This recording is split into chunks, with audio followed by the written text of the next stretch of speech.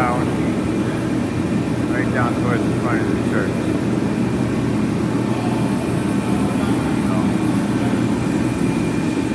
that's it on this one.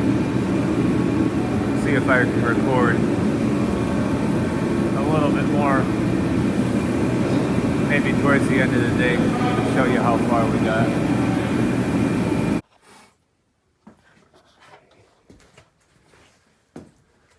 So we're down here in Pittsburgh, putting in a 92% furnace.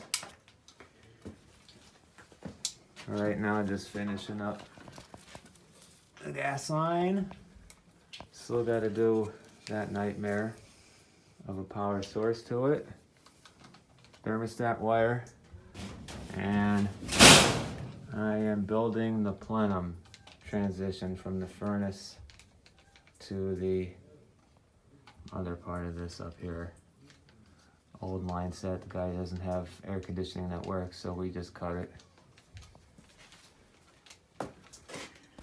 Yep. Old furnace is out in the van. Not a horrible job.